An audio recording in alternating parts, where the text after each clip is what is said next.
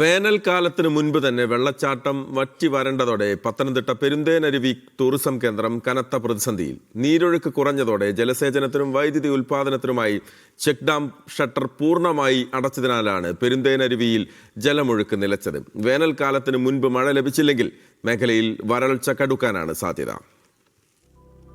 കേരളത്തിലെ ഏറ്റവും പ്രസിദ്ധമായ വെള്ളച്ചാട്ടങ്ങളിലൊന്നാണ് പെരുന്തേനരുവി. പത്തനംതിട്ട ജില്ലയിലാണ്, പമ്പാ നദിയുടെ ഭാഗമാണ്.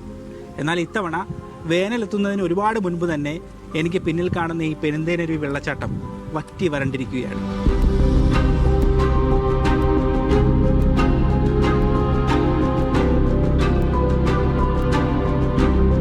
ആഴ്ചകൾക്ക് മുൻപ് വരെ നിറഞ്ഞൊഴുകിയിരുന്ന വെള്ളച്ചാട്ടമാണിപ്പോൾ ചുട്ടുപൊള്ളുന്ന പാറക്കൂട്ടമായി മാറിയത്. 90-ലധികം ആളുകളുടെ ജീവൻ നഷ്ടമായ ഇടം കൂടിയാണ് ഈ പെരുന്തേനരുവി വെള്ളച്ചാട്ടം.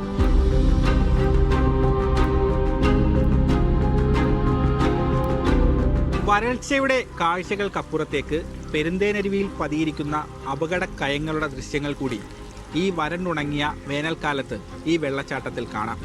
പാറക്കൂട്ടങ്ങളിലെ ആഴമേറിയ കുഴികളാണ് ഇവിടെ ഉണ്ടായ അപകടങ്ങളുടെ പ്രധാന കാരണം. മഴക്കാലത്ത് ഈ കുഴികളിലൂടെ വെള്ളം കുത്തിയൊഴുകുമ്പോൾ ഒരു പ്രത്യേക ശബ്ദവും ഇവിടെ കേൾക്കാറുണ്ട്. അരുവി മൂളൽ എന്നാണ് നാട്ടുകാർ ആ ശബ്ദത്തെ വിളിക്കാറുള്ളത്.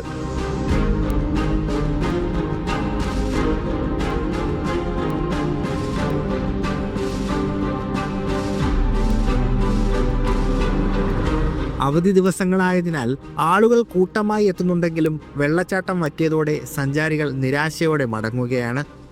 ഞങ്ങളിത് കാണുവാൻ വന്നവരല്ല, ഞങ്ങൾ തിരിഞ്ഞു പോകാനായിട്ട് തീരുമാനിച്ചിരിക്കുകയാണ്. കാരണം നിരാശയാണ് ഉണ്ടായിട്ടുള്ളത്. കഴിഞ്ഞ പ്രാവശ്യം ഞങ്ങൾ വരുമ്പോൾ ഇവിടെ നിറച്ച് വെള്ളമായിരുന്നു. ഇപ്പം ദൂരെ നിന്നും ഗൾഫിൽ കിടന്നവരൊക്കെ ഇവിടെ വന്നിട്ടുണ്ട് കാണാനായിട്ട്.